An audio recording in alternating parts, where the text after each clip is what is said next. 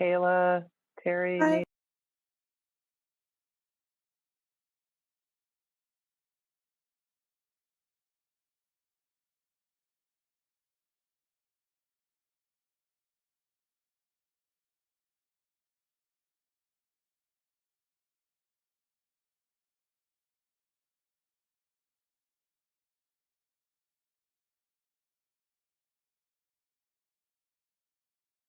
Or about whether they're coming or not?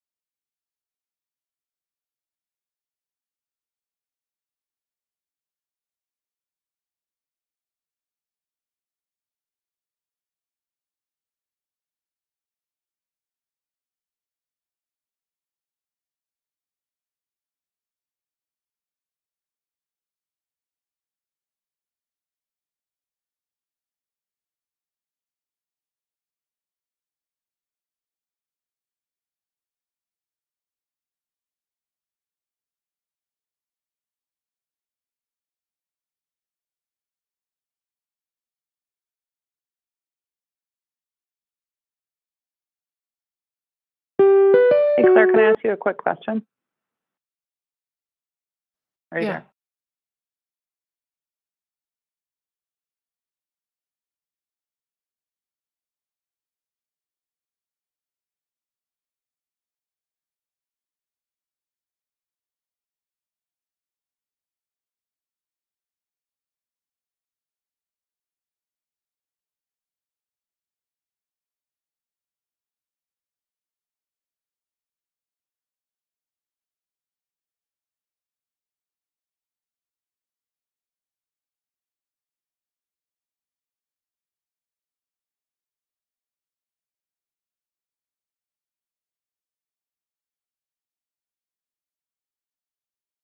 there? Three that can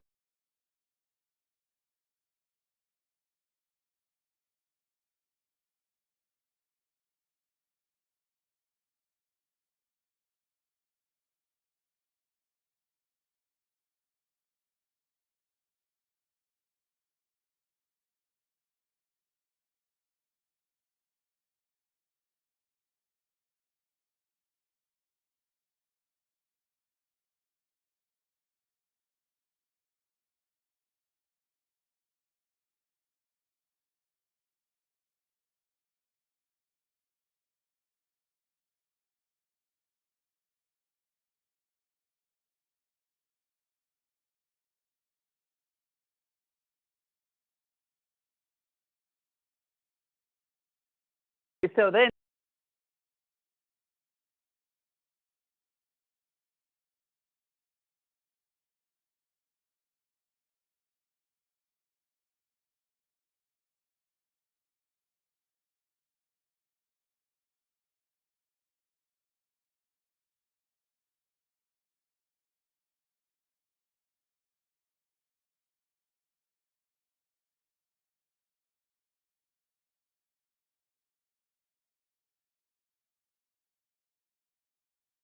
earlier ones.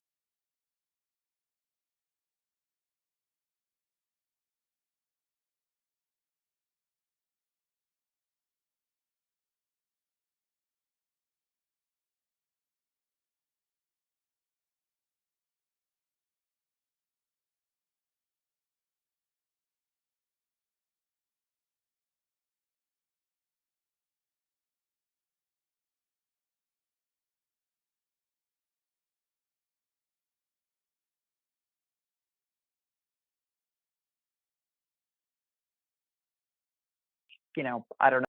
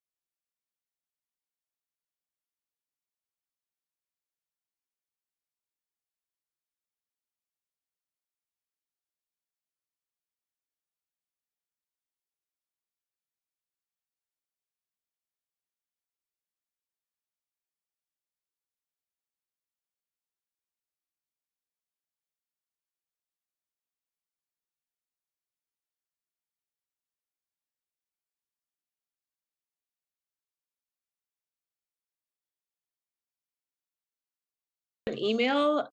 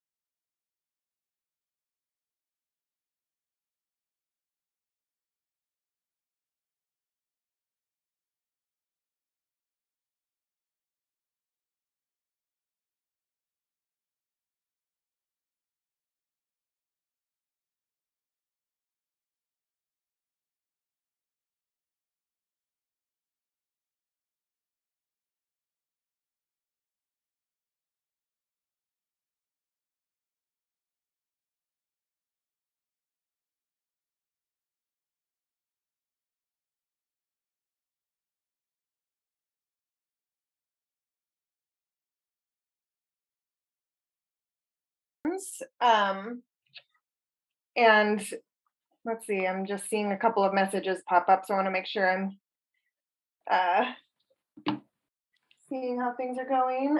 Oh, let's see. It looks like it would be helpful to send the Zoom link to our email address again, if possible, just to the group email.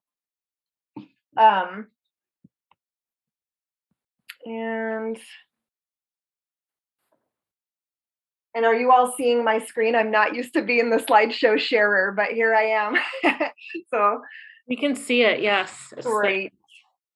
Well, I will kick us off then.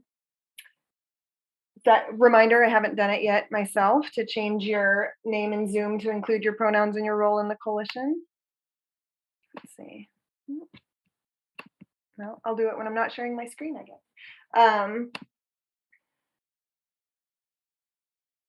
Well, Dr. O's not here tonight, is she? So I guess I'll read this one. At PPS, we strive to strengthen our relationships with the Native community and Native nations. A symbol of this commitment is a land acknowledgement. These statements bring visibility to the first peoples of our collective home. This statement is meant to provide information and context while also encouraging all of us to reflect on our current day relationship with Native people and Native experiences. We acknowledge that we live, work, and play on the traditional land of the Chinook, Clackamas, Kalapuya, Multnomah, Wasco, Cathlamet, Tualatin, Molalla. We also know that many other tribes make their home along the Columbia and Willamette rivers. We honor their history and acknowledge the sacrifices they made. Let us also acknowledge the robust present-day federally recognized tribes of this area, the Grand Ronde, Siletz, and Cowlitz. In addition, I'd like to acknowledge the Chinook Nation, who's been seeking federal recognition for many years. The urban Indian community is made up of tribal diversity that originates from around the country, representing 400 tribes. The urban Indian community has a vivid history made up of people whose journeys have brought them to Portland by ways of forced displacement or seeking more opportunities. Today, these tribes and communities celebrate their heritage, showing resilience and tenacity that would be greatly admired by their ancestors. Within Portland Public Schools today, we serve families and students representing more than 150 different tribal nations within our education system. It is our obligation to teach accurate information, past and present, about the impact of colonization on our students, all students today, and make visible the multitude of Native families and many diverse ways Native communities and families are living in the present. We encourage every person to reflect on their own history, understand the history of colonization and genocide, and support Indigenous sovereignty, priorities, and actions. This acknowledgement is one step that we can take to improve our support of Indigenous communities in the area. In addition to acknowledging the land and those that have been here since time began, we must also remember our stolen siblings from Africa whose labor built the vast wealth of this country. These two communities and the atrocities committed against them are intrinsically intertwined due to our existence within a white supremacist world.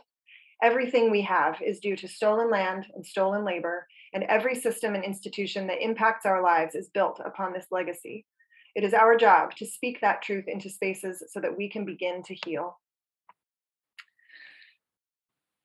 So, to kick off our meeting tonight, the agenda is pretty short. I appreciate you all being here. Welcome to tonight's meeting. We're going to review the draft report. We'll talk about the submitted feedback. I see that many of the people who submitted feedback are here tonight, so we won't necessarily go through that point by point. We've sort of pulled it aside in case it was submitted by folks who were unable to attend tonight, so that we have that for consideration too. But those of you who are here, we'll just let you speak your own feedback. And we'll discuss additional thoughts and pull together some of the comments that have come in so that the writing team has a robust and thorough view of the feedback that's coming in, and we can have some consensus on how this report will go to Claire so that she's able to put together the recommendation for the board.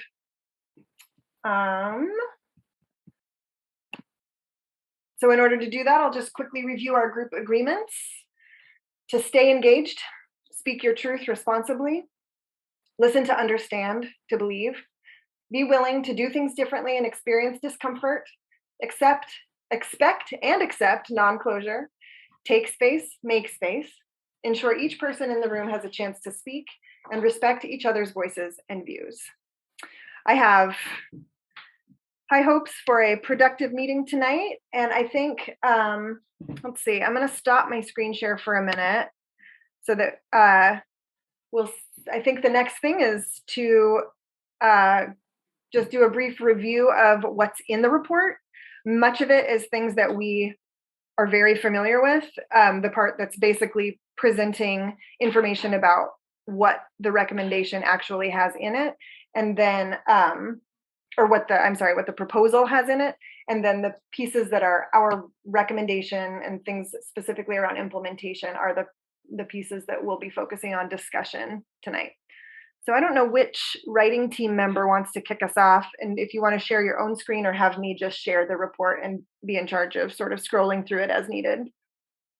And Beth, do you mind if I just say a few words? Oh, Because please do. I need to leave early, and I apologize for that, but I'm going to be here until for 45 minutes, and I'm unfortunately really bad at scheduling and also saying no. So I'm doing another thing at 7, a panel on school board members. But I just wanted to appreciate everybody in the moment, the Southeast Guiding Coalition and the work of the coalition. I know as community members it's hard, and you give up having dinner with your family, which sometimes is kind of a good thing too. It's like, I'm sorry, I've got a meeting tonight. You take care of dinner.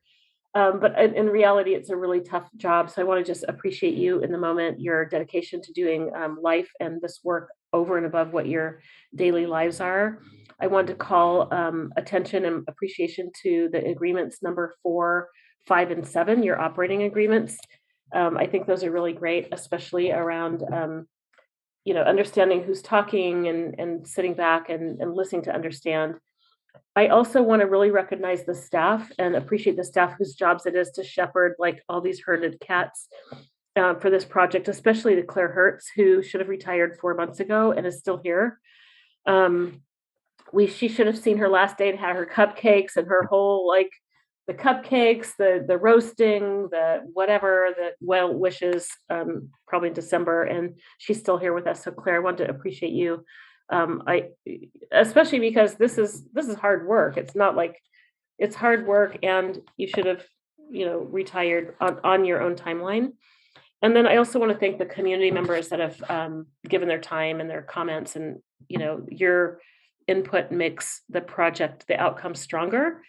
I really appreciate. I have a high tolerance for conflict. I've learned through this. Like, none of this bothers me at all. This is like the discussion, the arguments, the process piece, the dissenting voices is really, really important. It's what drives and creates these outcomes that work for most people, which is, I think, what we're aiming for. If everyone on both sides or all sides are equally like a little bit upset, I think that's a win. So I just, again, want to appreciate all comers to this work, because I know you have other things to do with your time at night. I know this is difficult. I know it's difficult to think of other people's kids in this process, but I think that's really important in creating the city, the community, the educational community that we want to see. And it does require a little bit of discomfort from all of us. So I just want to thank you and let you know I'll be leaving at 1:45. Thank you, Beth. Thank you so much for being here and adding your voice and those kind words. A lot. I thought I was going to suggest, if you want to share the document, that might be the easiest. Okay. Let's see who we have from the right. So we have Eddie, we've got DIC. I know Sarah might be late. Well, why don't we can just sort of, so this, our vision for this, I think the writing team is driving the rest of this. Oh, first of all, thank you to Director DePass and Director Brim Edwards in particular. I know you've taken so much time to come to so many of these meetings, and I know I've personally, and I'm sure all of us have really appreciated your perspective when you've added it, and also just the fact that you've been so engaged in the work, and so just really appreciate it. For tonight, this is going to be pretty informal. I mean, and I think everyone who's actually here are folks who've shared feedback on the report already. So I think we've all read it. But really, what we want to do is just share a little context about what we're trying to accomplish with this report. And then, as Beth said, we can provide a little more context, especially around the implementation section. And then we just want to hear and discuss feedback, and that will go for as long as or as short as there's discussion. And then we'll recap next steps before the end. But coming out of this, we'll continue to refine the report with the goal of getting it to Claire. Eddie or D, anything? I mean, would it be? Sorry, we should have prepped more for how we're going to handle this. But would it be helpful if I just sort of share a little bit of framing, and then maybe we can talk about some of the sections, especially the implementation one? Yeah, I think that's a good way to go. Okay. So what we're trying to achieve in this report is to produce something that's going to be accessible to for board members, but also for the public, and just sort of recap the highlights of what happened here, right? Sort of just be the historical record of what we did.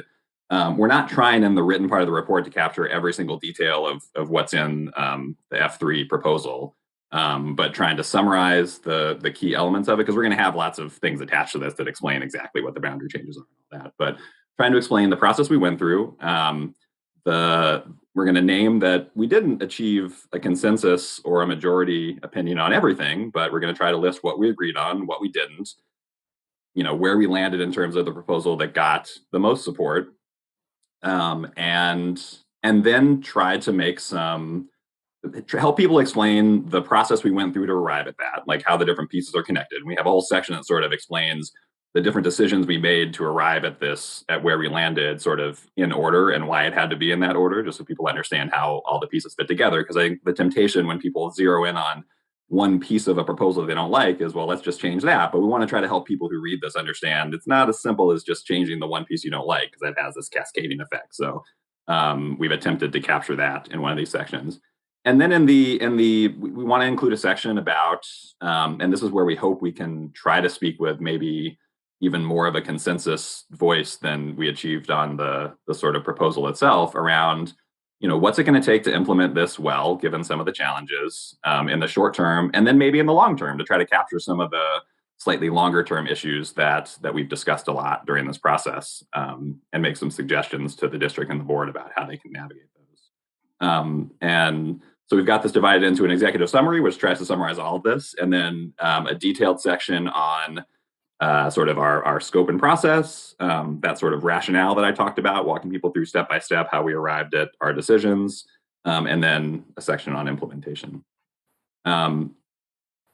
Eddie, do you want to, I know Sarah worked on the sort of, key decision points piece, but I think that's everyone who's come to these meetings is really familiar with that. But Eddie, do you want to share a little bit about the that implementation considerations section?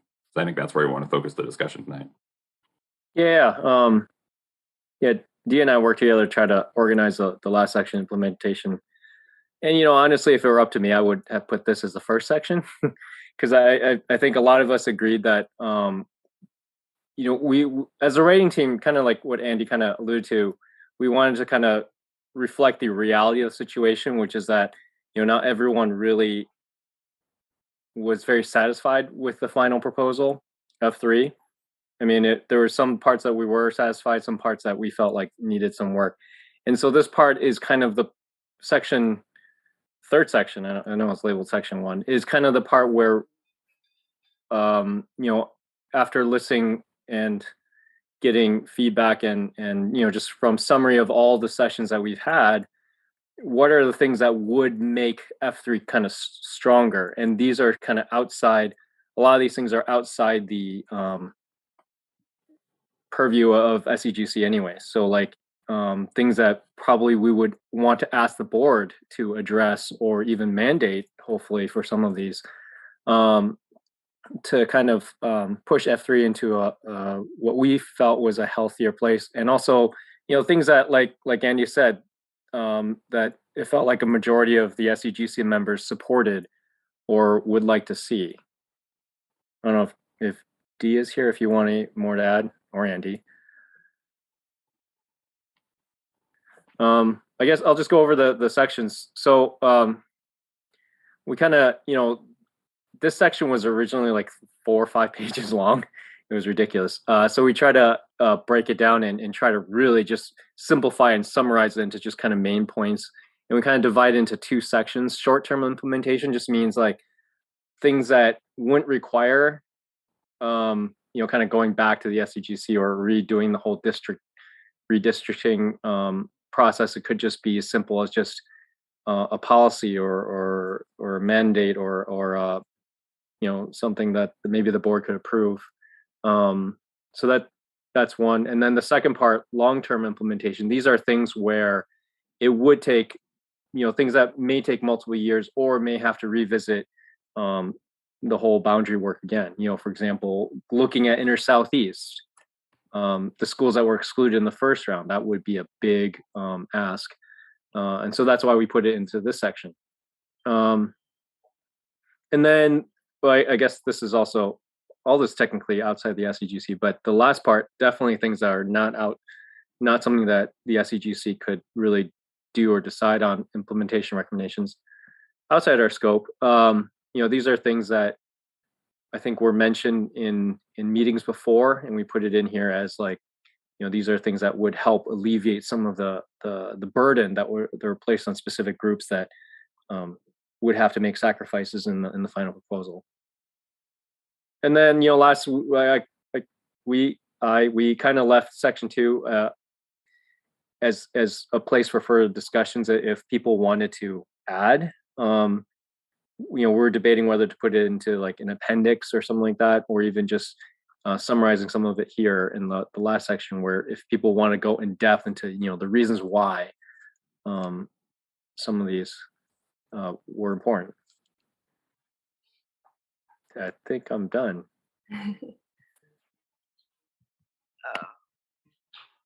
Thank you. I'm not muted. Okay. So I'm wondering if, since we may spend a good chunk of time on the implementation, if we want to go through and kind of there's a lot of comments that have come in, and some areas people want to discuss earlier on in the document that are maybe like, some of them would be like really simple adjustments, and others might be require a little more conversation. Should we? I sort of see it working one of two ways. We could either sort of do breakout rooms where we've got a group who's working on talking about implementation stuff, and then another group talking about these other sections and areas that want to be addressed, or we could just sort of move through in order and deal with the quick response ones right off the bat, and then sort of have those conversations that require a little bit more discussion just as we move through the document. Or do we want to start with the implementation because we think that'll take the most energy? I mean, I'm also curious so I know Beth is here, for example, and have some comments, or if anyone who's took the time to be here, like, are there any reactions or things you feel especially strongly about, either that you left comments on in the document or just would want to share as general feedback? And then, I think and I'm happy to go to what you're talking about, Beth, too. I'm just curious sort of what people's reaction is here. I see Sam's hand up. Yeah, thanks everybody. I'd like to react immediately if I can, and just, it's all there in my comment, but I'm just puzzled as to the let me say it this way. We spent the last meeting, everybody had all these impassioned pleas about opening, excuse my emotion, sorry, about opening the inner Southeast schools, and that's, you guys boiled it down to the second recommendation with one sentence. And you guys spent all this real estate before that talking about CSS. Feels like a hit piece, doesn't feel accurate. Using language like refused and protect. I'm just not a fan of this section at all. Let's see what else. I think it's inaccurate about the choices giving to the Bridger students. I'm under the impression that they can have a K-5 experience and then move to a middle school, but someone can prove me wrong about that. We actually offer them a couple of choices, which is nice. It provides a unique model. There's also other K-8 models around Southeast, Sunnyside, Winter Haven. So you could include those by name if you want to have this have any metal. And like I said, it's just interesting that after all this, that's the first long-term one, and this whole thing about inner Southeast schools is sort of blown over. Again, it just feels like a malicious intent. Feels like we're being singled out. I just don't understand what do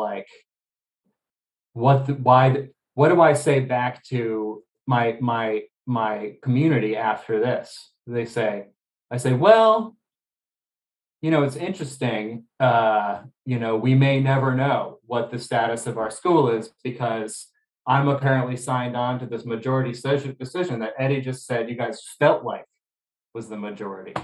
Is it? Is there a vote that says that that's the majority decision? Because if it is, that's great, but it's a shame. It just feels icky to me that this is like so many lines in a document that you guys are trying to make shorter. And it's just to provide so much uncertainty for my community that there's this appendix that's like, well, everything's fine except for there's this weird thing at the end where we may be evaluated because it seems like there's this large populist movement to make sure that somebody looks at CSS as something besides a K-8. Please, like, so much effort. It's like, can someone please do this? And we just want to know why. That's all. Thank you. Thank you, Sam. I'm making a note here. We'll revisit this section. I saw Chris's hand next, and then Director Brim Edwards.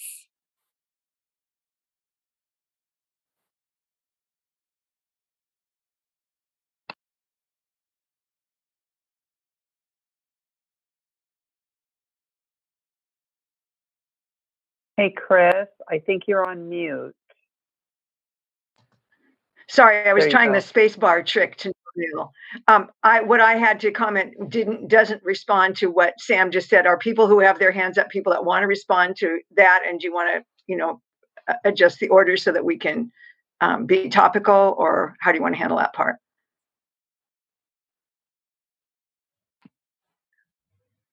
I think I only see Director Brim Edwards' hand up. Did you want to respond to Sam's comment directly, or?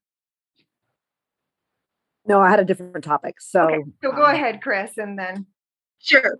Great. My only comment is that, first off, I really wanted to thank the people that did the writing, because I just appreciate what a big job that was. And it was clear and I could understand it. So I was really grateful for that. So thank you all, writers.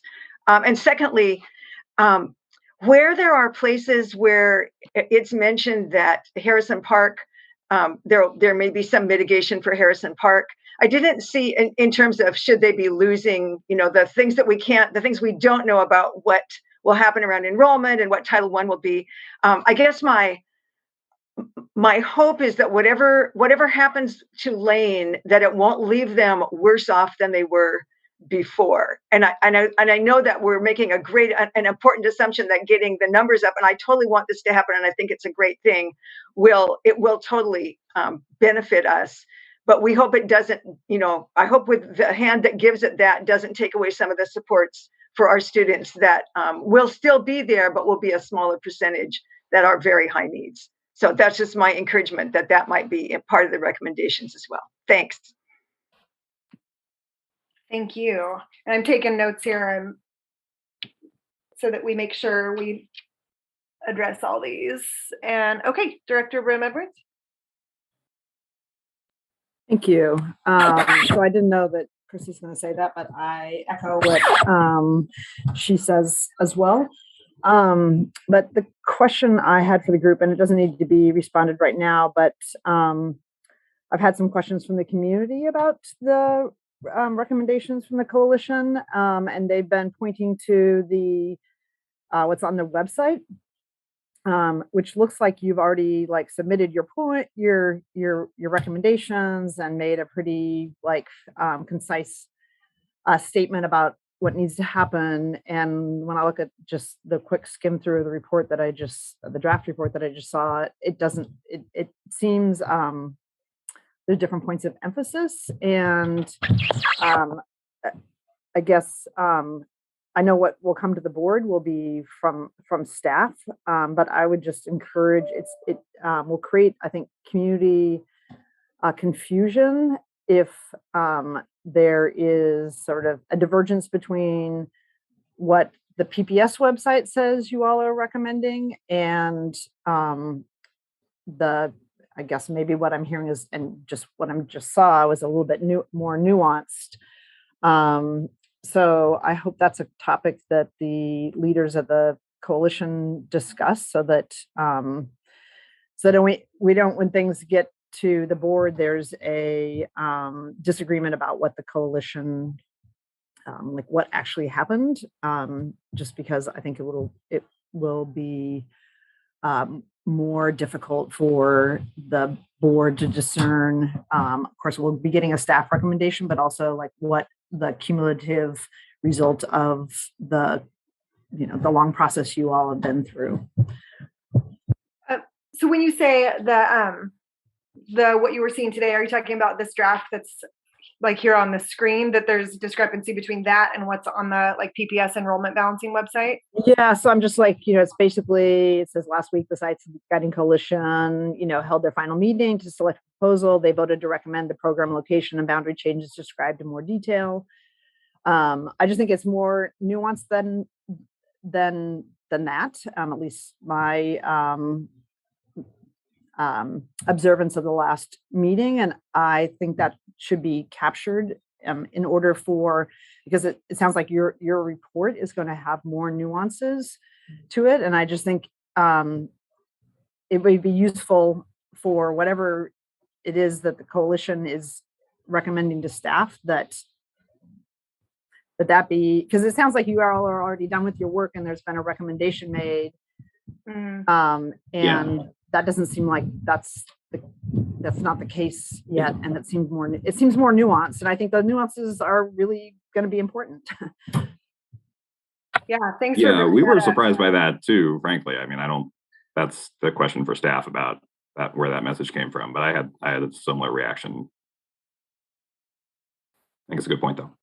Yeah, well, it's discussing the coalition's work, so I think it's important that there be alignment with what you're doing with what's being reported to the general community. Otherwise, a lot of questions are going to come back to you or to the board with like what happened to this nuance that was recommended, or not, from a really diverse group that wrestled with some pretty tough issues.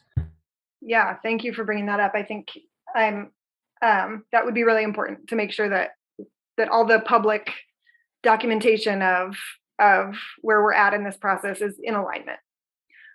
Beth, I see your hand up, and then Elizabeth.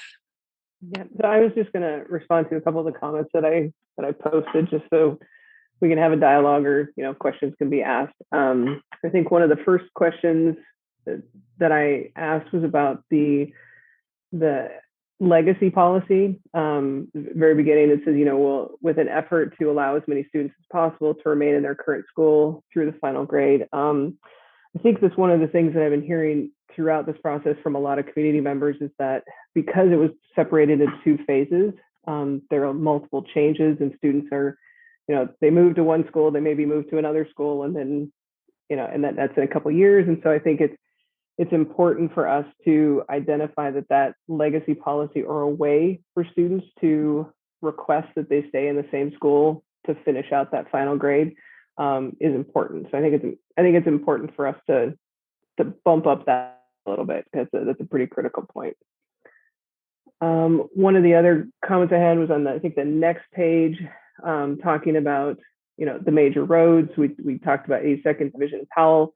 I think those are definitely great. Please add Cesar Chavez to that one as well. And then I think the last one I wanted to talk about was just a comment. And Beth, you and I've had this conversation a couple times. It was in the short-term implementation recommendations, and this is specifically related to Creston. So obviously I'm interested in that one. But it was about adjusting the boundaries along Cesar Chavez, where Grout and Creston basically cross over. In concept, I 100% support that. I think the challenge is the immediate implementation of that. And I think it's like 20 to 25 kids that Creston would lose.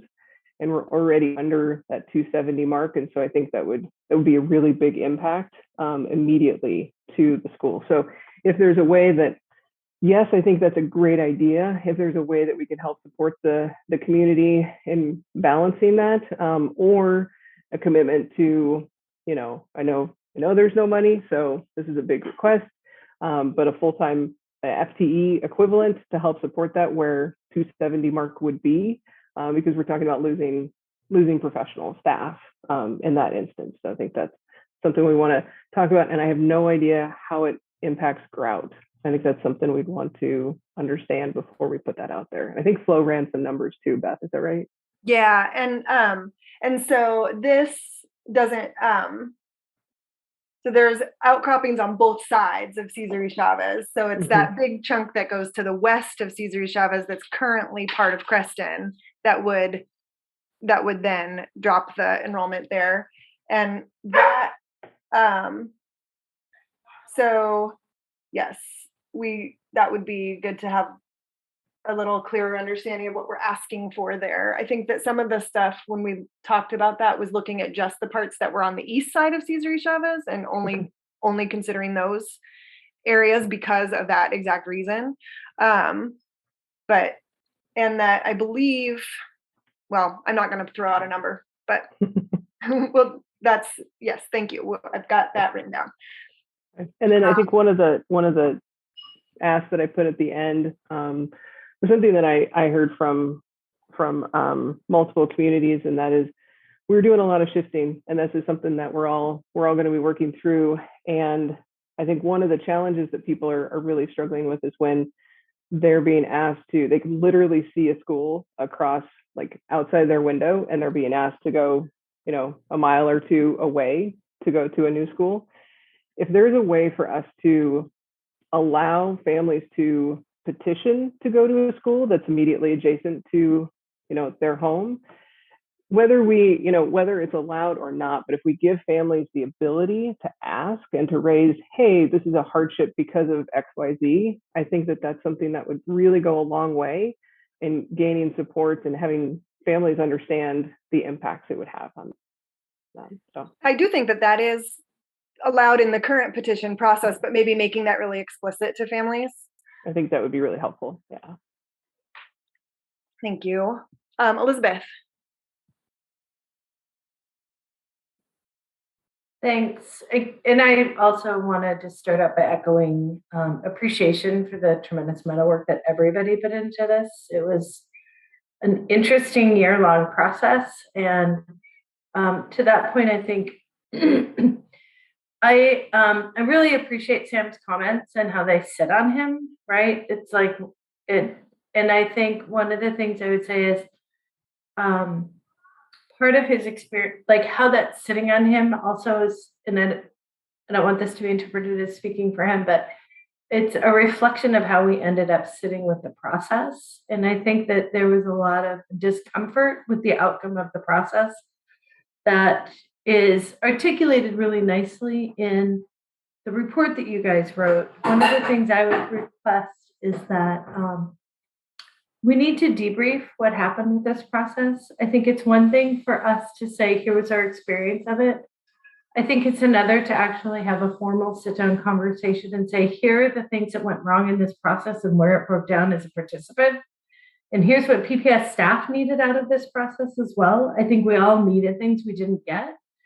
I think it's especially important for us to do that work in light of the fact that we're talking about repeating these processes throughout the city for other areas. And we can do better. I think we can do better by having, one of the things that struck me at the end of this process was how it's one thing for people to disagree and to have a healthy disagreement and argument. But one of the things that struck me as an outcome of this process was how people just felt like they'd been participants in something that didn't feel good. It didn't feel like it was at a standard that we felt like we wanted to support.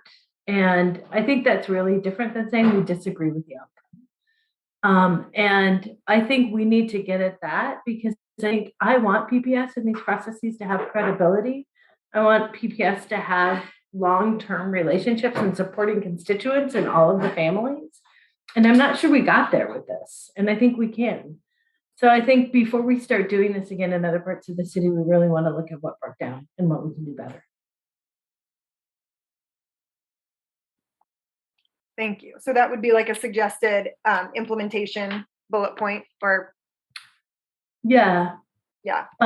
And one other thing is when you talk about transition, I think it actually is really important to look at what's the transition plan for every constituency that's impacted. I think in any of these scenarios, we have about 2,000 students that are going to get moved around on some level. And I think it's really important to be very specific and say, here's the school, here's the community in this school, here's what's going to happen to it, and here's how we're going to manage that change and support those families through that change. It's a huge high level of investment and work. But if we're able to do a really structured and detailed change management process, we can lessen the pain of change for a lot of people.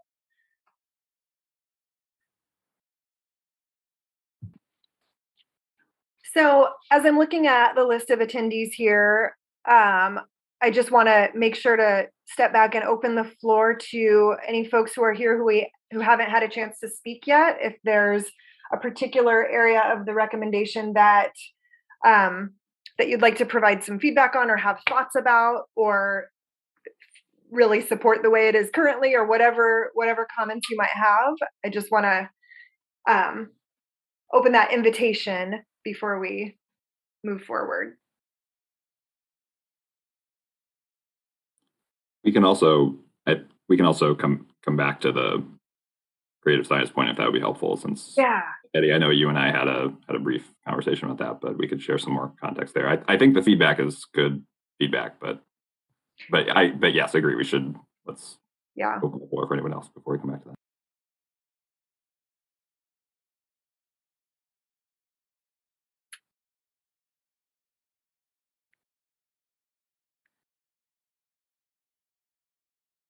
All right. Well, do you want to share? You said, Andy, you said that you and Eddie had sort of discussed this point a little Well, bit already. We emailed briefly about it, but I mean, Eddie, I don't want to put you on the spot. But like, Yeah. do you want to share briefly the context what we're going for there? Or I mean, I'm happy to jump in as Yeah. well. Yeah, I mean, thank you, Sam, for sharing. I think that's very important to hear if you're still here. I think the issue here was, it's complicated, which is, maybe part of the reason why this is so long, and it probably shouldn't have been that long. But it was one of those situations where, the whole idea of there's a lot of frustration early on when looking in general at focus option schools and how the Southeast is really filled with focus option schools. I mean, we were talking about Winter Haven, Sunnyside, and those are K-8 models, yet PPS is moving towards a middle school model, which is counter to this. I don't think it was intentional to single out Creative Science School.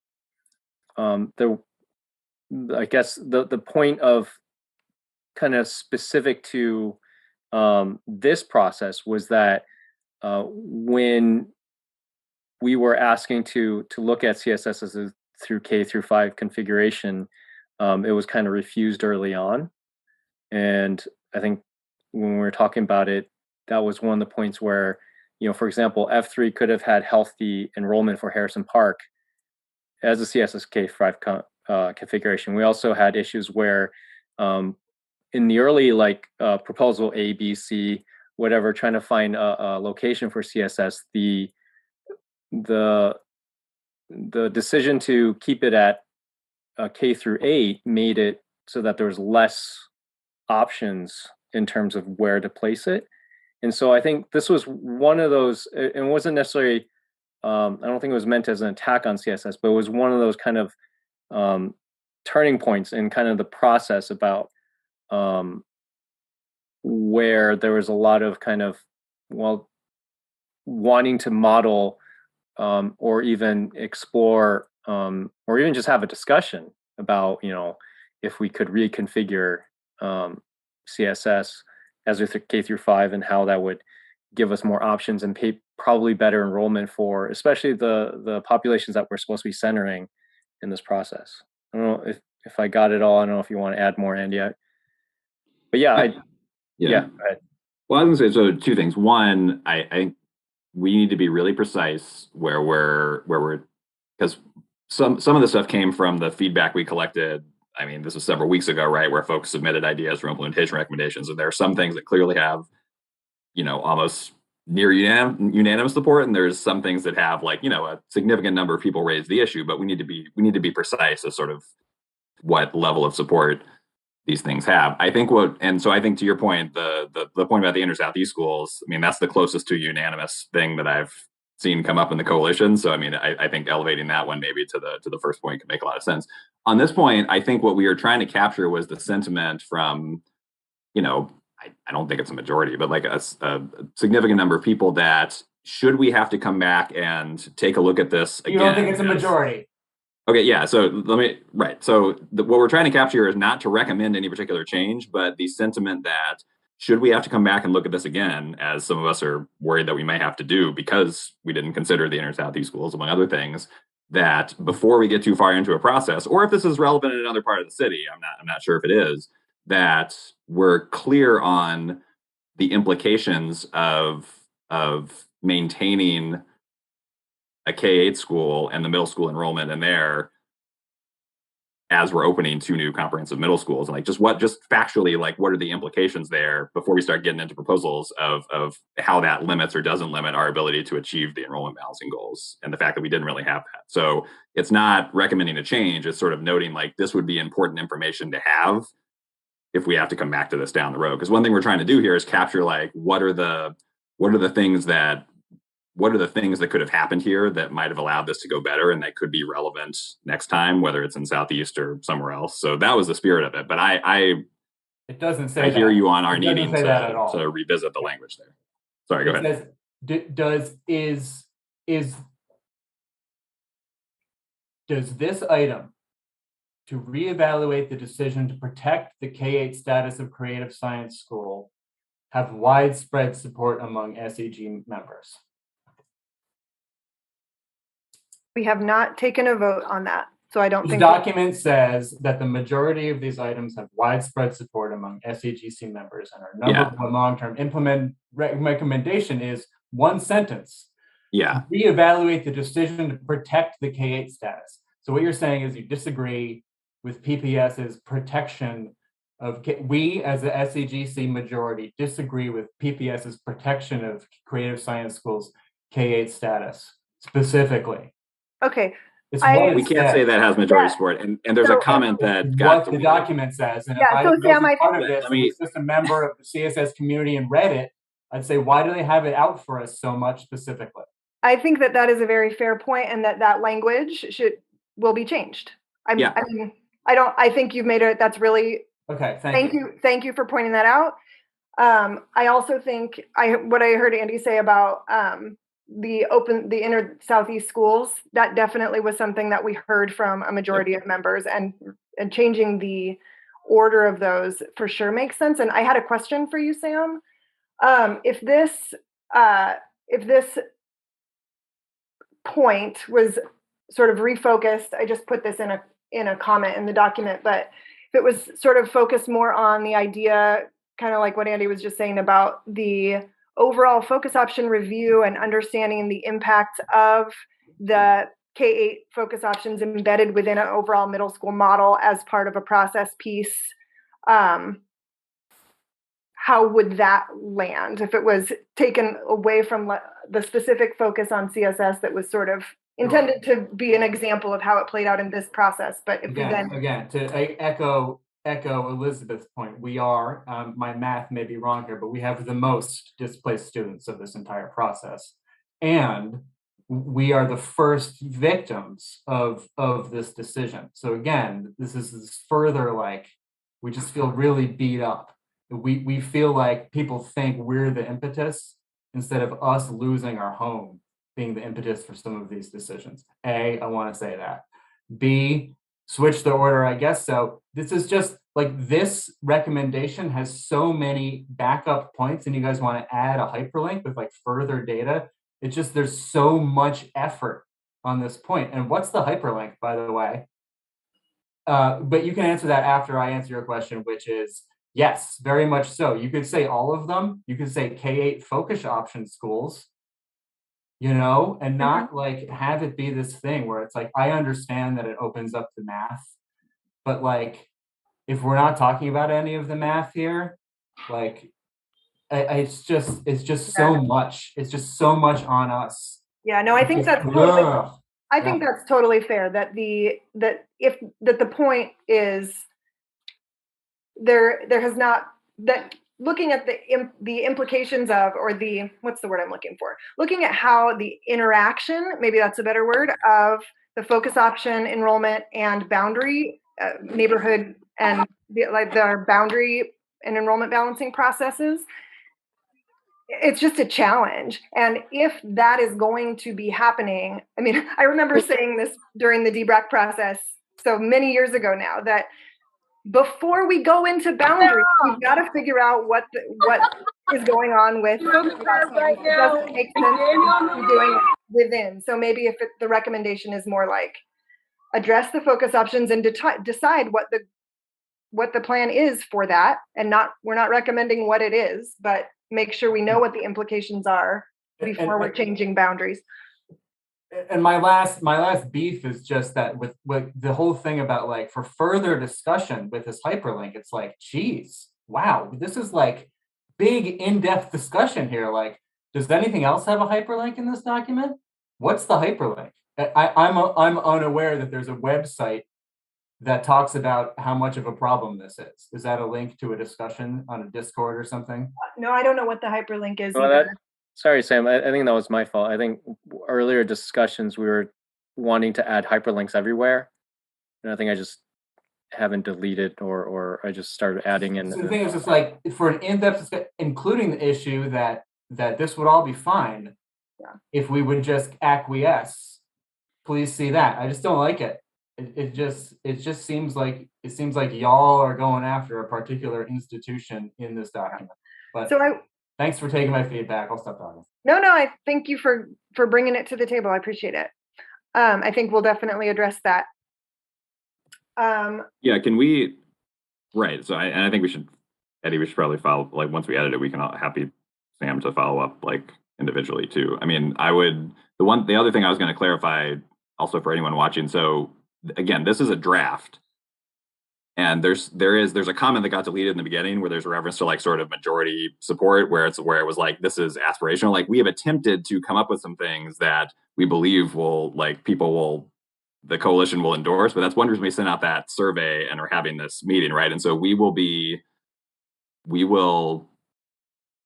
sure to, like, as we revise this and get to the final version, we will be precise about things about the level of support we can confidently say certain things have, and there will be another opportunity to review this. And I think we can note, even as we make this a little bit higher level, like we talked about, we can also note in here that there's differing perspectives on it, right? And so I appreciate you raising it, but also wanted to clarify that we are going to be as careful as we can to capture where there was agreement and where there was not, both on the proposal in here and also on this recommendation. So. Thanks very much, Andy. I appreciate it. Thanks, Eddie. Thanks, Beth.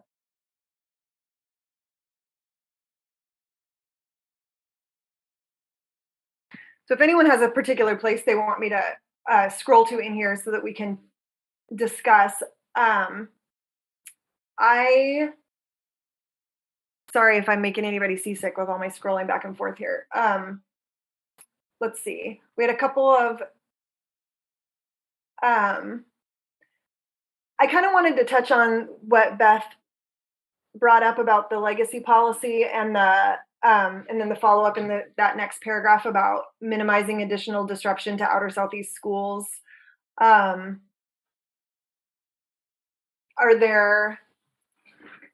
we want to talk about, I don't know. I mean, the legacy policy thing is an interest. I mean, obviously that's a board decision, and I don't know that I don't know as a coalition what people are thinking in terms of stronger recommendations about that or not. Eddie? Yeah, I generally agree with Beth. I think maybe the reason it wasn't really put in there as much is because we haven't really had a chance to kind of model, different outcomes. I mean, I remember the presentation a while ago, one of our meetings where it was talking about, these are the number of years it would take for the legacy policy to follow through, and unless it really caused major under-enrollment in a lot of places, then the board could revisit it and shorten the legacy policy. But I think that was part of the biggest kind of reason it wasn't included or expanded upon that much, is because we don't. Yeah, it may help a lot of families, but it could also cause a lot of disruptions for some other schools as well. I appreciate the request for clarity on that second one that's highlighted here, the minimize additional disruption. Beth, you're saying, like, specifically, don't ask families who are moving in this process right now to move again if you're doing this again in 2 or 3 years. So I don't know if we want to be more explicit about that. Well, and I agree with Eddie that it's all a balancing act. If we shift all the kids at once, then we get the enrollment numbers that we're projecting. If we do a slow shift, which is, I think Judy, you presented that and showing over the next 5 years how that happens. It's a ripple effect, whatever we do with legacy policy. I think the I think giving families an option for discussion or an ability to say, hey, my kid just moved last year and now you're wanting me to move again, or my family moved home so we could be in this area and now we're shifting. And then you're asking us to shift 2 years down the road and we don't know what's happening with high schools. I think there's just so many unknowns still because this is one step in a 200-step process. So if we allow families to have a discussion, to be able to submit something that might work for them, I think it's going to go a long way in the supporting process.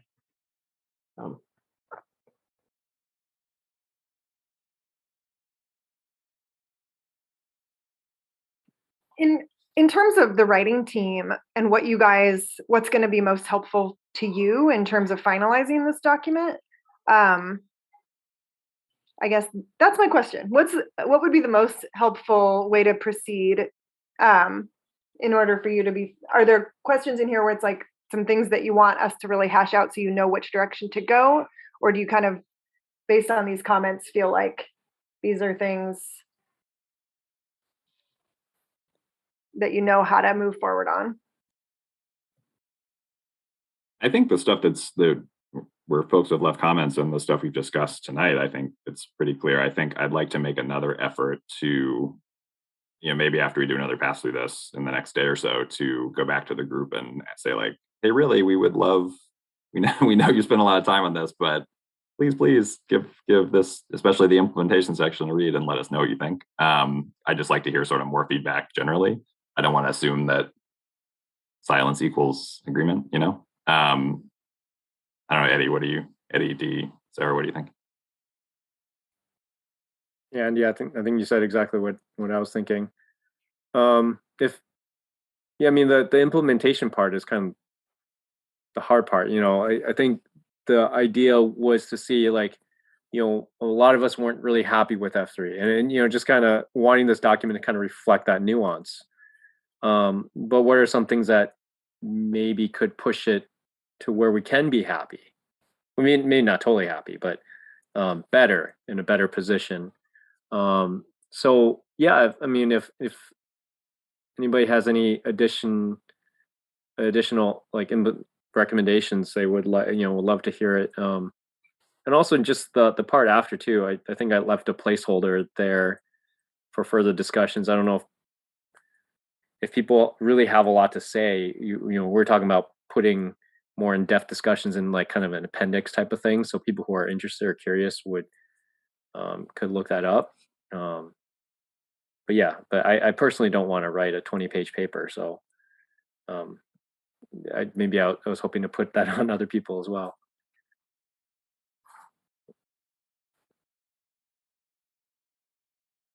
But yeah, otherwise the comments that's coming in so far, like on the right-hand side, those have been great.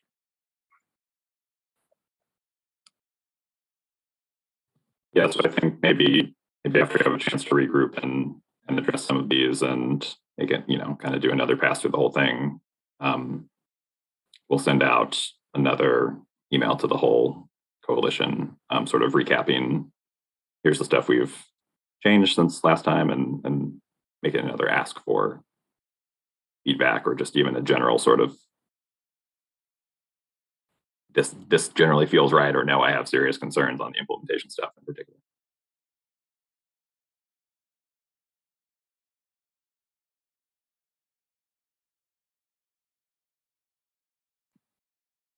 I submitted the comment that's that last bullet point there about the transition of Lent, and I don't know. That's one that I feel like is really important, but I don't know what to recommend. So I don't know if that's something that we just need to. I don't know if there are some specifics that anybody could offer in terms of like what might be good to include there, or is it just really important to be clear that transition plan, along with other transition plans, as was mentioned earlier, but is a really important part of the process.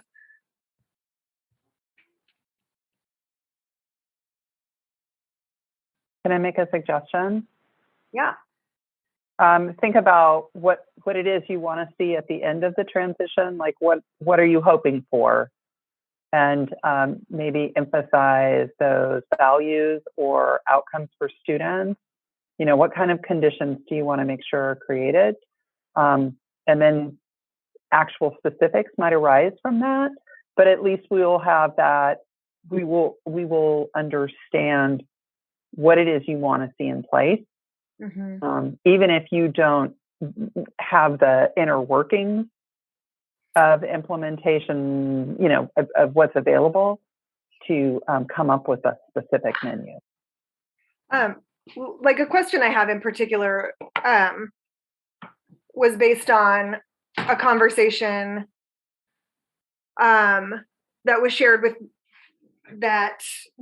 me with speaking with a Lent parent whose older children, or I think maybe third grade child, was in the neighborhood program and was concerned about having to leave the program or leave the school, and saying, I want to stay in this school regardless of what the program is, whether it's DLI, but that child hasn't been in DLI, and what supports or what options are there for those families. And so I know that what we've talked about is, you know, those students would be transferring to Marysville. And so my question is that the only option? And what work could be done with families at Lent to find out what their needs really are and how they would feel best supported, and then what the district could do to just sort of provide that for them, whatever it might be.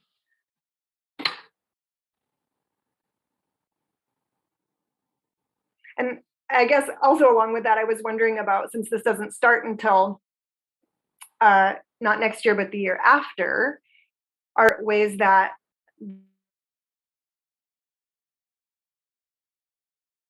for next year for DLI, so that fewer neighborhood students are going to be going into second or third grade having come through an English only program, so allowing more students to be already integrated into DLI by the time it has transitioned. I can say that these are all ideas that we're already trying to bubble up and work on as we can, knowing that, like, we actually don't have, in the absence of the board's decision, it's still tentative, right? So we can't do, you know, hard marketing around change until it's approved. But there is some synergy and that would be even stronger if those ideas of, like, where possible, allow students to remain in their current school, where possible, allow students who to access the program and make the transitions early. Maybe that's too general and doesn't, I'm not trying to put words in your mouth, but I think, that actually brings up another point that I'd heard from community members earlier on, where, you know, if they've got an incoming sixth grader next year so rather than starting at Hosford, if they're a Woodstock neighborhood family, maybe they would want to start at Lane next year and have their full, you know, begin that transition early. So maybe if we did have some explicit language around some of those things, just making them more transparent to community members that this might be an option that you could, this is something that you could consider. This is whether or not it's like already possible, but that to make that really clear to families that they have those options. And I think that level of detail, that high level, is still, that's enough for this document, right? I mean, I think, in fact, there's even something about where possible, allow students to remain. We can draw that out more, I think, in this implementation section, because I think that was one point I know there was agreement on when people submitted their initial ideas for implementation recommendations. So maybe it's just pairing those two things, like where possible, find a way to allow students to remain in their current school, but also where possible, allow anyone who's interested to, you know, to move to what their new assignment would be early, with the understanding that it's not going to be possible in every single case. Yeah. And then obviously the board will decide exactly what the policy is, and you guys will have details. And then maybe I think we should stress too the importance of, because I know we have communication called out specifically around the Lent Marysville transition, but like just communicating generally sort of the timeline for implementation and what people's options are, and focusing on that once we know what the policy is going to be.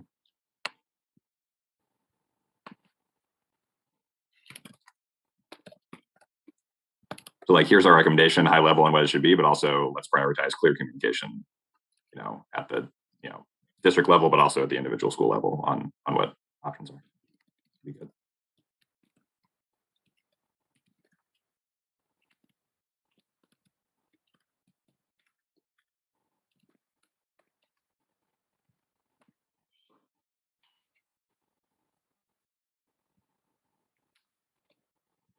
All right.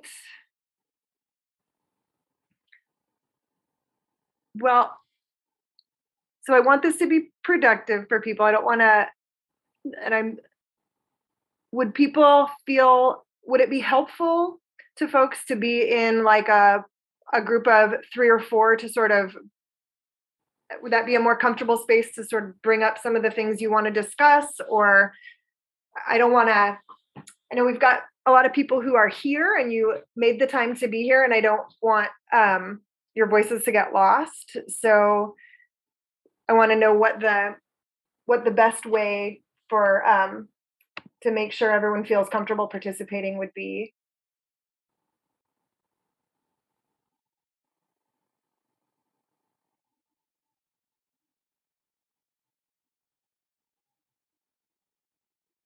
Or if you feel like, I don't know.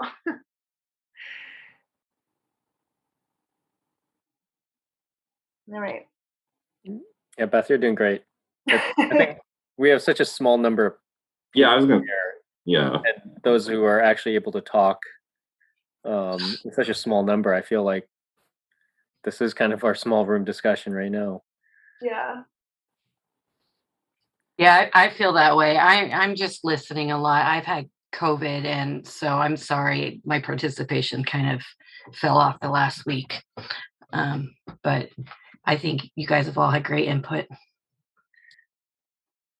Maybe not to throw like a negative spin, but if there's anything in here that people feel like they're not, I mean, I know we had a great robust discussion about the CSS bullet point, and we'll address that. But if there's other things in here that feels like I'm not sure whether that belongs, or if there's anything like that, we definitely want to hear about it and have a chance to have that conversation.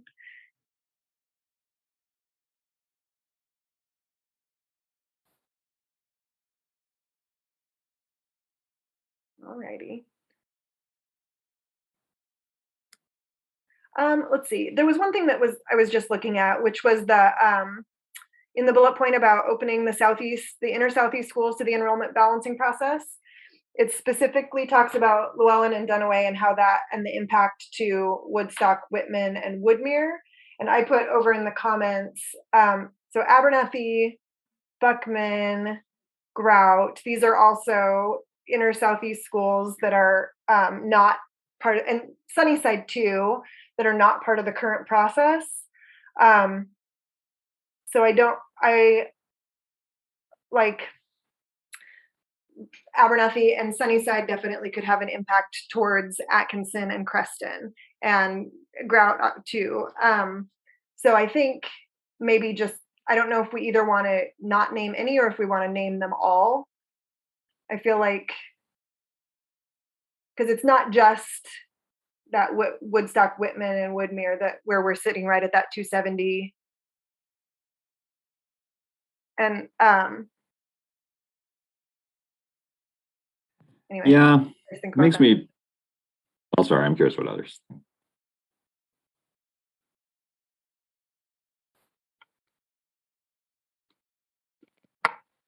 I mean, Sunnyside's over 100% capacity.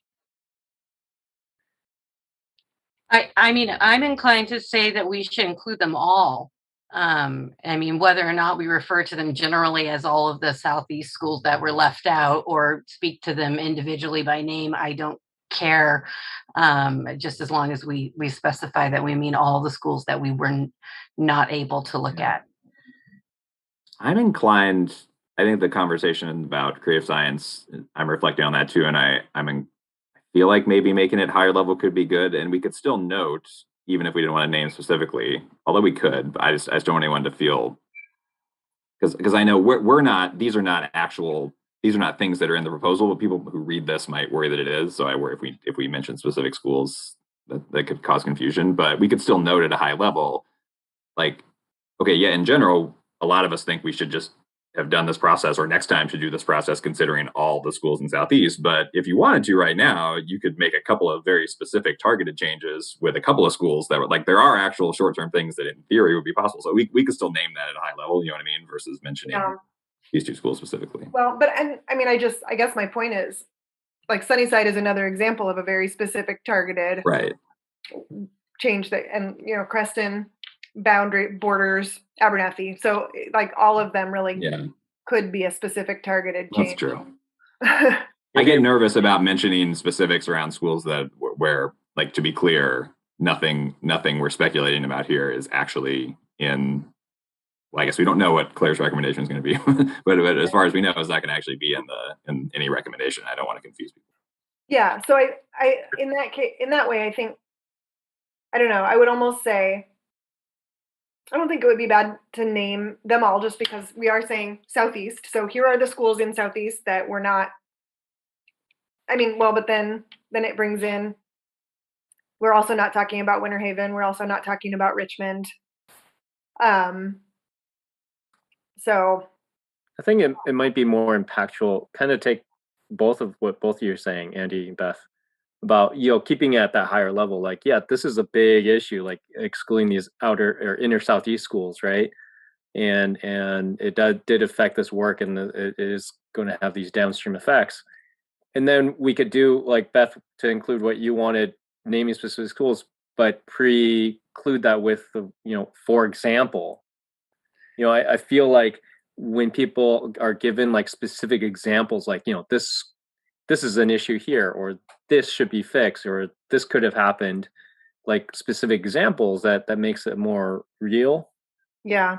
Right. Even phrasing it like we could have that, even, I mean, I think. But yeah, I agree. Like, we need to clarify, like, this is not a proposal, but these are specific examples of where these excluding these schools really impacted. Yeah, I like that idea. So being,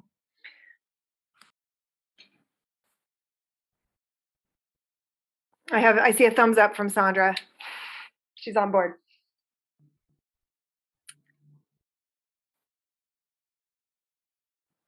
Because the point, I mean, because again, like in this, the way we were thinking about this document was, you know, next time there's a Southeast Guiding Coalition type process, 5 years from now, 10 years from now, whenever, people are going to look back at this one and want to know what happened. And we want to try to capture, you know, hey, like, we think like the decision to include only this subset of schools had these consequences, and we just want to make sure that's noted.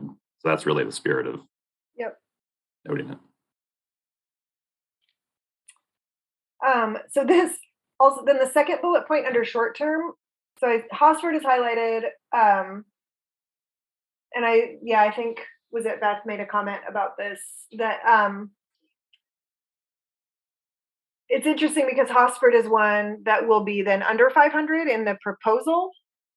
So saying equivalent to what's offered at Kellogg and Hosford may not be the most effective comparison there. Maybe. Yeah, and I've also forgot to add Mount Tabor, because I believe Hosford Mount Tabor and still Hosford, yeah, are in the 400s. Yeah.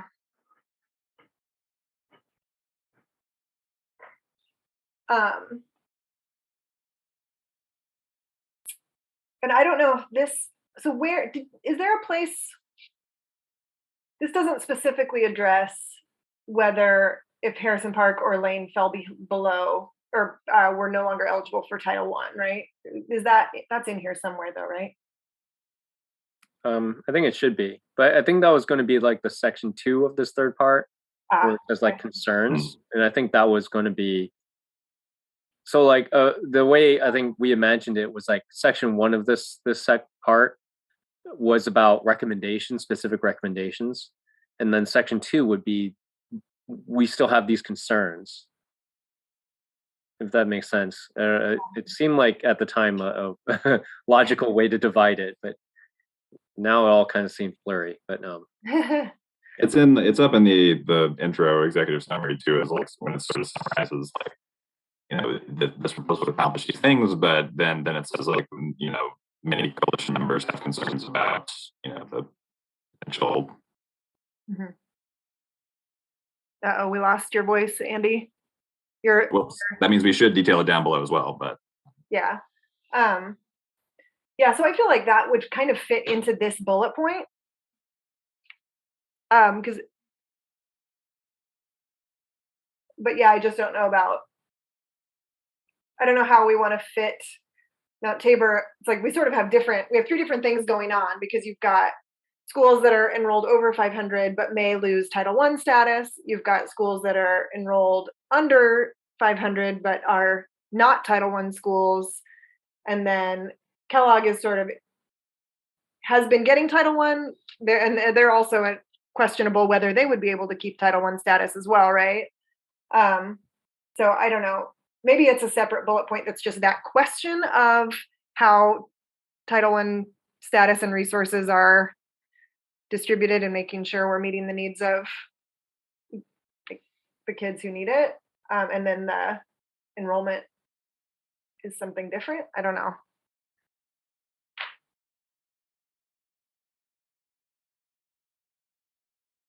But in any case, I don't think Hosford should be the comparison there, because I think they're probably going to be losing. They're not going to be as robustly staffed as Kellogg will be, with only 475 kids or whatever.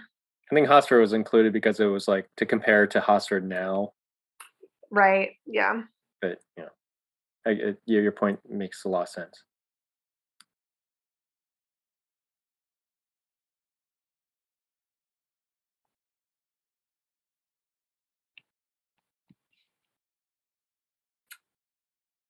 Other stuff, guys? I think Alyssa has her hand up. Oh, thanks. Yeah. I just have can you scroll down a little bit, Beth, to the or I think you're controlling it, right? Yeah, whoever's controlling the screen. To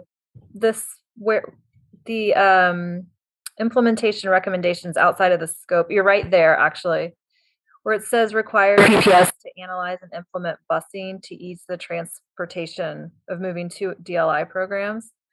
Why are they different recommendations, I guess? It seems like they're not exactly the same, and I was just wondering if somebody could explain that. I think the explanation is when you have a lot of people writing the same document. Oh, it was like cut and paste situation, like one person wrote part of it and the other. Yeah, a lot of it was. But I think part of it was there was issue raised. Well, I think one of the things was answered. Well, not answered, but in one of the meetings, where the Woodstock MIP was told that they would provide a bus from the Woodstock area to Harrison Park, and that was put in there just to make sure that that gets seen. And then the second part was something that came up later about Bridger SDLI students, moving 2 whole strands to Lent, and it seemed like there was a lot of community feedback about the issue of transportation around that, and so that was kind of like that really was its own thing, and that came a lot from kind of the feedback we've heard from a lot of. I'm guessing, I can't speak for everybody, but from what we heard from the community from Bridger. I don't know if that answers the question. Kind of. So are we advocating that like any student in DLI who's going to a new program be bused to the new program? I mean, I guess I'm not understanding why it would be different between Mandarin and Spanish. When I'm reading through these bullet points, I hear what you're saying, Eddie, how these sort of came out of different processes, but it kind of feels like they're recommending the same thing, and that we could tighten it up by having that be one bullet point that then specifically says, you know, Woodstock to Harrison Park. And I think the current, and Claire mentioned that the current strategy is that buses are provided for native speakers. However, it's not only like if there's other kids who live on that bus route who are not native speakers, they can also use that bus. Is that right? Am I understanding that right? So I mean, it seems to make sense because I mean, currently the MIP program from Woodstock area, whether they're native or not, shares the same bus to Hosford with the neighborhood kids. And so moving to a different school and not including the non-native speakers is kind of like, oops, we dropped you off. But no, I agree. I think that should be tightened up and put into one bullet point. And that would be more effective that way. Yeah. And they're both, because in both of those situations, like Lent being located where it is, it requires quite a bit of crossing major intersections for the families who don't live immediately around the school. And so it's kind of the similar issues for both. And yeah, thanks for highlighting that, Alyssa. Oh, sure. Yeah, I think it's more of a writing thing rather than a like idea content thing. Yeah, it just is unclear when you're first reading it. Like it's just a little bit unclear. Yeah, when you're separated out, it's like, is there a difference between these two?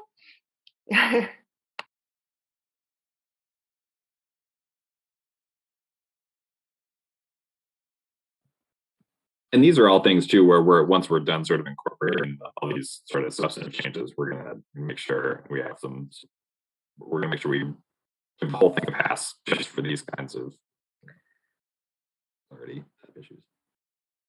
Well, are there other questions that writing folks team have, like things where you want to hear from us in terms of how to move forward? Or I mean, some of the, I guess I've heard a lot of like concerns, but at least I didn't. I don't know, but can't speak for the other people on the writing team. Didn't necessarily put it in because we didn't really know how many people shared this concern. You know, for example, like one of the concerns, I think it was mentioned earlier as well, was also the high school process and the implications down the road. Another concern I heard, and I think I personally brought it up too before, was about, you know, who's bearing the burden of split feeding. And that should be something should be, you know, front and center in the next phase of the high school balancing. You know, things like that are things like that should be put in here as well. Or other concerns that people have heard or feel is important to put in. That would be my question. Yeah, I know the high school one has come up. That's been a huge thing in the community because in terms of, I definitely think that not knowing what the high school plan is has made community support more challenging because a lot of folks want to know, like, if they don't know what this middle school assignment means for their high school assignment, it's hard for them to either get on board with, like, they'll make assumptions that say, that mean it's harder to support it or it's easier to support it based on what they're assuming about the high school assignment. And so I don't know if, maybe that's what that section 2 is for, sort of like these hovering things that influence the process but aren't really part of a recommendation. So yeah, I'd say about 95% of the people that I talked to said, well, what does this mean for high school? Right. So it was definitely on people's minds. And then I think there was also a question about the folks who are in a K-8 program that may be outside of their home boundary. Do they have to, is their school assignment for high school now reflecting on their where they live? And so that may change because of, you know, there's a lot of unknowns, I think, with the high school component. And of course there are, because it hasn't been done, but that is a huge discussion in the community. Yeah. And Judy just came on, so I know she's heard it too.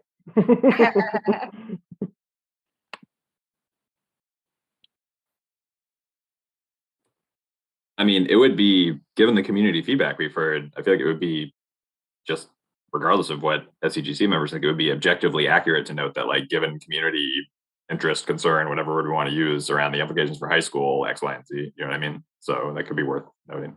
Mm-hmm.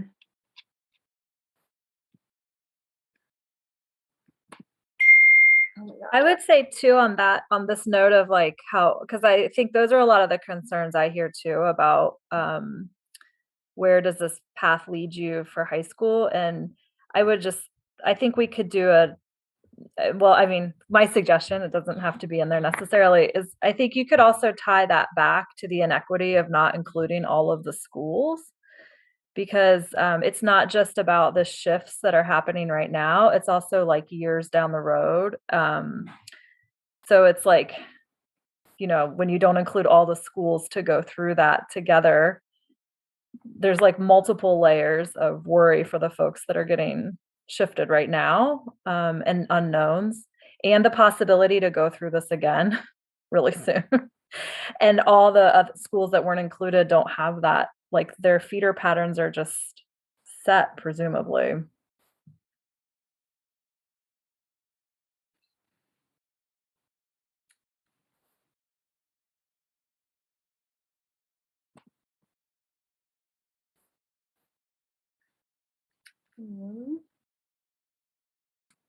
Yeah, so I think that one was a hit. Definitely something about high school.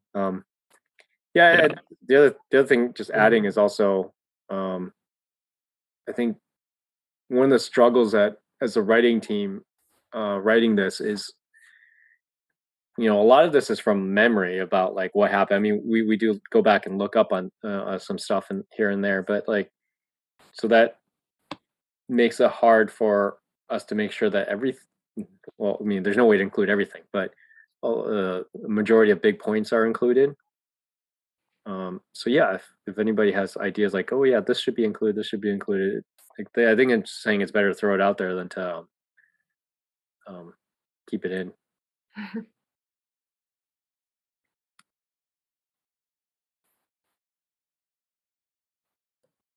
Like I said, we'll make another, obviously all of you in this meeting are hearing it, but we'll make another, we'll be sure to email the entire coalition with another ask once we have the next version of this, which will be soon.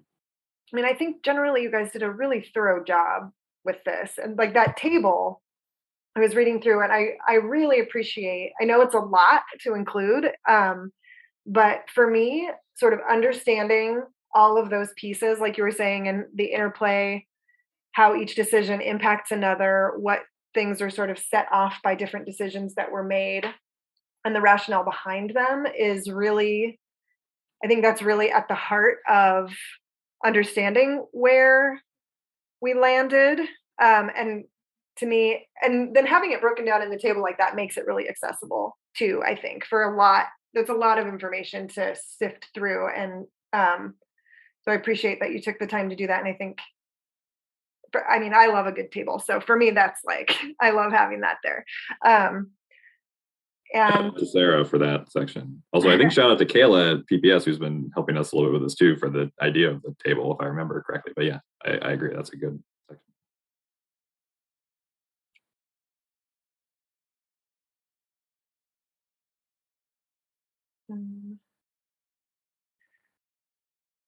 Let's see. So I'll just jump on that and just say, since you said shout out for Kayla, she is here in the meeting. She's helping take notes.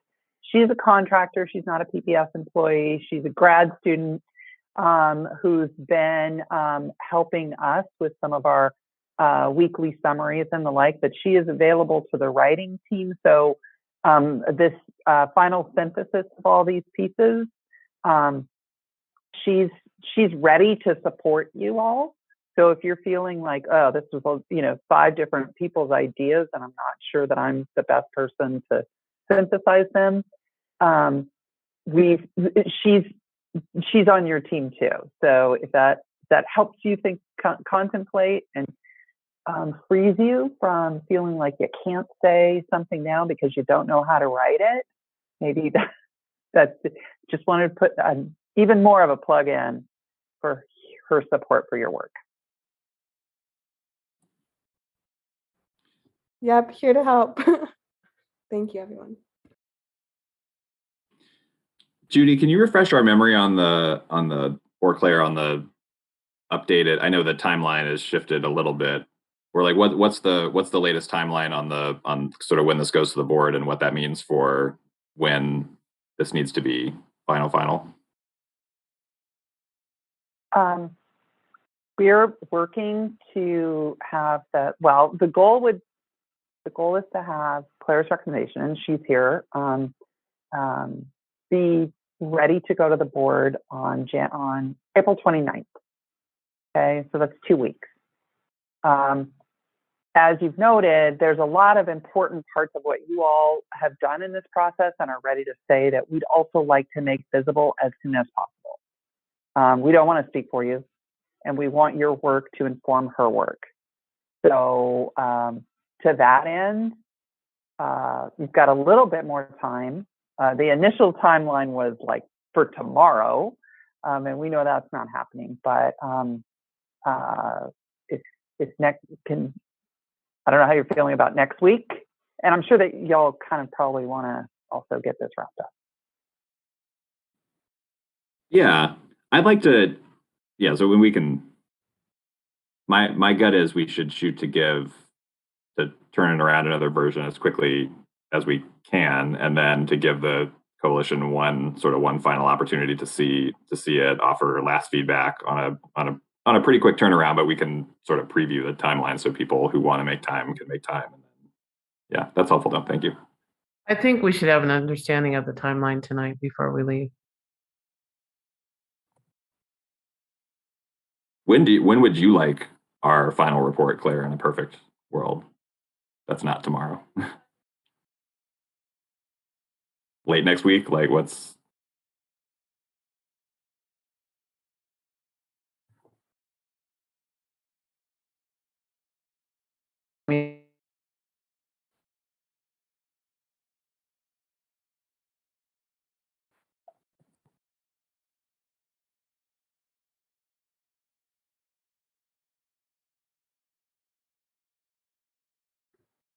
Does it seem possible for the writing to have, I know you're meeting tomorrow, and then having the weekend, and then maybe by the end of day Monday, getting that back out to the SCGC? That was what I was thinking. If we get it back out to the SCGC Monday, maybe depending on when Monday it goes out, either ask for, last thoughts end of the day Tuesday or first thing Wednesday morning or something, and then.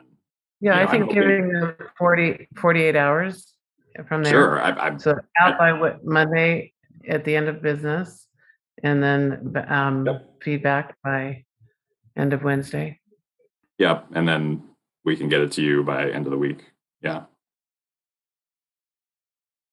I'm hoping at that point, based on the feedback we've already gotten, that we'll be down to relatively minor, things people are going to be raising, but I think it's good to allow one last opportunity. I think that sounds good. I don't know. I mean, Eddie, others, Dee, Sarah, what do you think?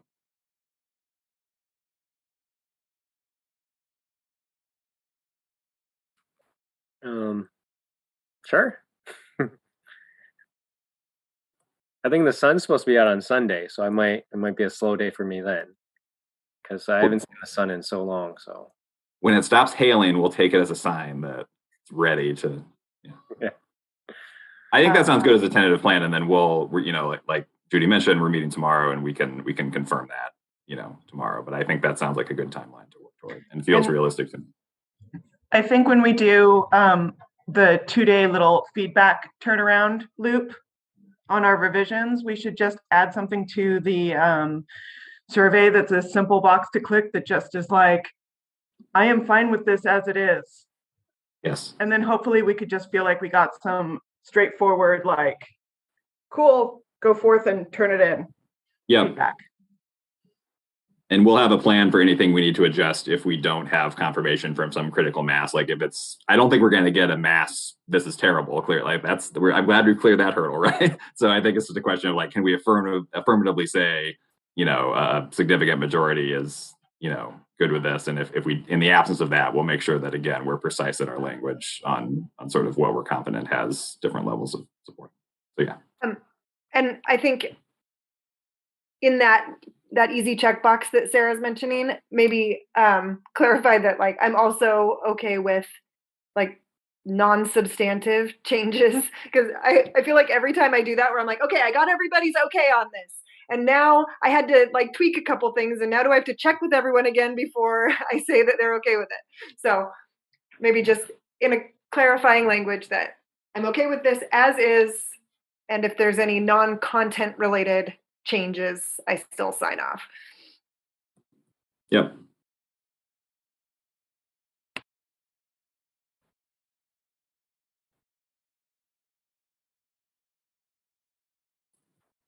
Right. I appreciate that comment, Carmen. And so I guess, and yeah, I guess to clarify, this is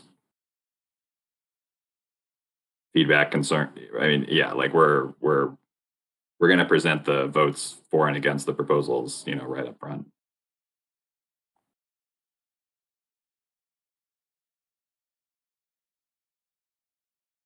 I think we can also send an email to the whole coalition sometime tomorrow, just previewing that timeline and the next steps, since not everyone was here at the meeting.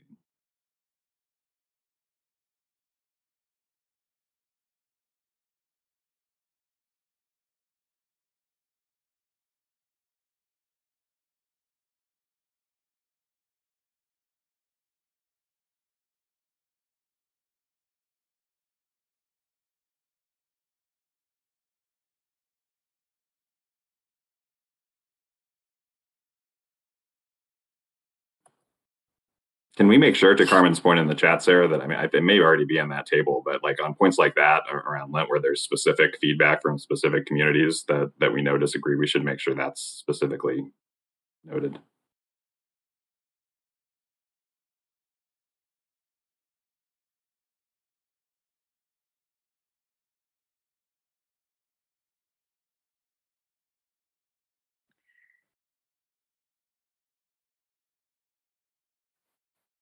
Yeah, I think I appreciate how you captured how this captures, you know, the breakdown and the level of support that this proposal does have. I don't know. I mean, so then I guess that's a question is,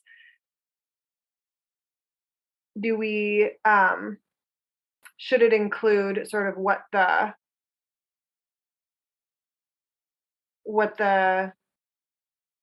well, I guess it does sort of, when we're talking about all the nuance, it sort of, those are sort of the reasons why the people who did not vote in support are captured in some of all of those decision points, I guess. I don't know. Sorry, I'm just I think thinking out loud. I think tricky thing to capture is like there was agreement on certain parts of of what went into these proposals, right? And then there were a couple of specific pieces that we got stuck on. So like, how do we? Yeah. And you know, we didn't, in the voting, there was no like, why are you voting? Right. Why did you vote for this over that, or nothing over something, or so we can't really say.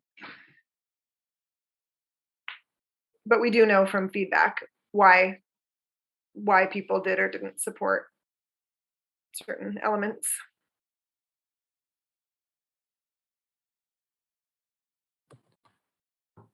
Sounds like we have a plan.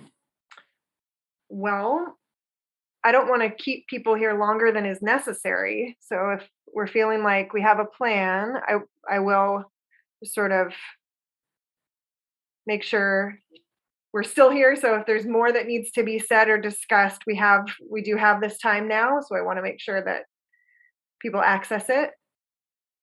But if we are done, we can be done.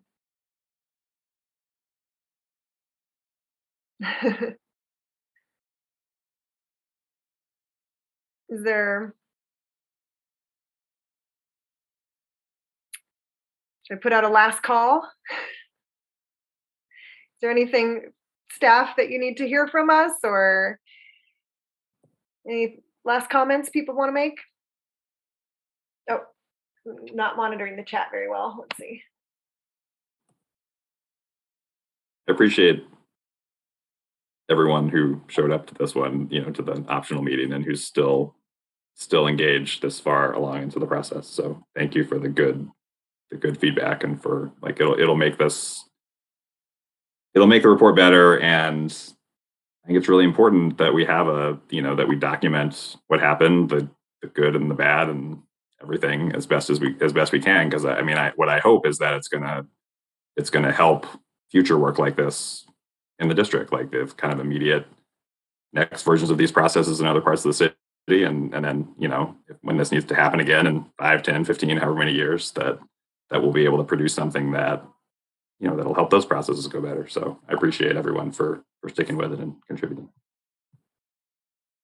All right. Well, I guess we look forward to hearing from you, writing team, in the next few days. And I hope everyone has a good weekend, and maybe we have a break from the hail. And I guess that's it. Hey, can we just give it up for Beth? I mean, she stepped in to say, sure, I'll do this, and you did a great job tonight. And I just want to woohoo. Thanks. Well, I appreciate staff, all of you being here ready to support and step in with whatever we needed, and writing team for taking the reins on most of our discussion tonight. And to the board members who were able to come and continue to engage, really appreciate that too. All right. Thank you all. Good night, everybody. Bye. Thank you.